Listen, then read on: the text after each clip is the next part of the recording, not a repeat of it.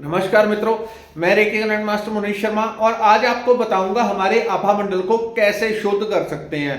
आभा मंडल का क्या महत्व है। आभा मंडल यानी कि आपका जो समाज के ऊपर प्रभाव है, आपके मित्र, आपके घर वाले, आपके रिश्तेदार, आपके जान पहचान वाले या कोई व्यक्ति आपसे मिलता है, आप किसी से मिलने जाते हैं तो एकदम आपको देख के या तो वो आपकी तरफ बहुत आकर्षित होता है, आपको इज्जत मान देगा, आपका जो आप चाहते हैं उसको काम को भी तुरंत कर देता है। या कुछ लोगों के क्या होता है, साथ में किसी से मिलने जाते हैं, कोई काम करना है तो उसको देख के ही व्यक्ति दूसरी तरफ मुंह कर लेता है। ये क्या है, आभा मंडल का नकारात्मक प्रभाव और सकारात्मक।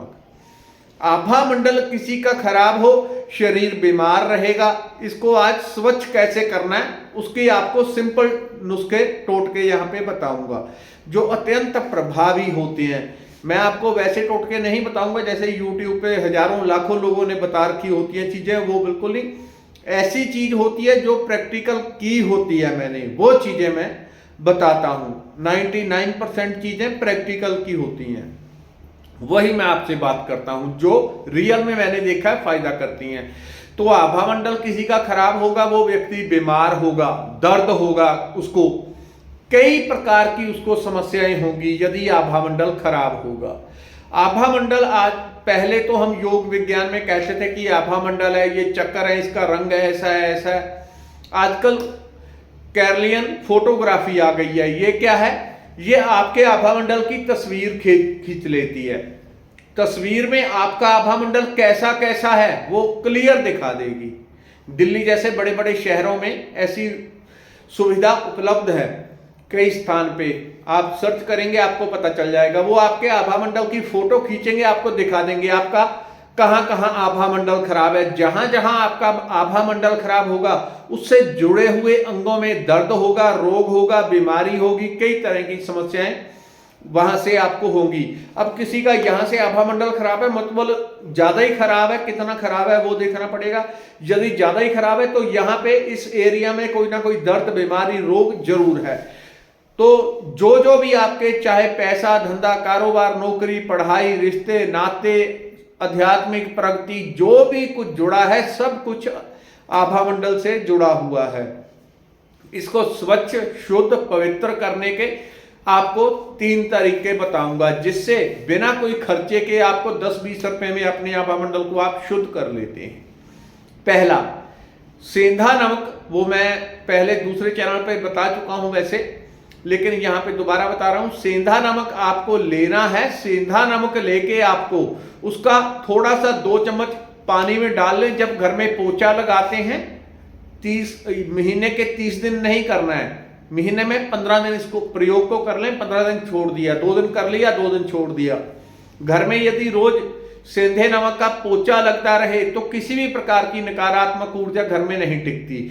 उसी सेंधे नमक के द्वारा आपने आधा चम्मच, 1 चम्मच सेंधा नमक, आजकल तो डुप्लीकेट आ गया है मार्केट में, फैक्ट्रियों में बन रहा है सेंधा नमक, उसमें वो गुणवत्ता कभी नहीं होती। इसी नमक को जला के वो उल्लू के पट्टे लोगों को धोखा दे रही हैं, तो उसी का सेंधा नमक बना दिया। सेंधे नमक की बड़ी बड़ी सिल्लियां होती हैं, दुष्टता अपने चरम पर है, तो ये भी डुप्लीकेट उन्होंने बना के रख दिया।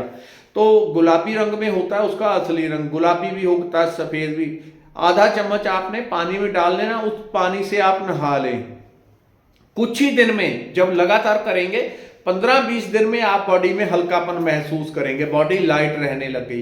रोज रोज बॉडी लाइट होने लग गई। मन जो चिंता, डिप्रेशन, नेगेटिव ऊर्जा से भरा रहता था वो कम होने लग गया। जो नेगेटिव थॉट आते थे, ओवर थिंकिंग थी, विचार के ऊपर विचार, विचार के ऊपर विचार, दिल्ली की रोड बनी हुई थी, वो रिलैक्स हो जाएंगे, कम हो जाएंगे। विचारों में स्थिरता आएगी, आपकी एकाग्रता टिकेगी, ध्यान करेंगे, ध्यान लगने लगेगा, हर चीज में फायदा होगा। दूसरा, सेंधा नमक का एक और प्रयोग है। थोड़ा सा सेंधा नमक, ये प्रयोग चाहे तो आप अपने लिए खुद कर सकते हैं, कोई घर का मेंबर है उसके लिए दूसरा भी कर सकता है। सेंधा नमक हाथ में लेना है या किसी बर्तन में रख लेना है, कोली में, किसी में, ठीक है। वैसे किसी लिफाफे वगैरह में डाल लें, कोई पॉलीथीन हो उसमें थोड़ा सा सेंधा नमक डाल लें। उसको शरीर से ऐसे पैरों से लेके सर तक उल्टा 7 बार घुमाना है, 7 बार घुमाना है।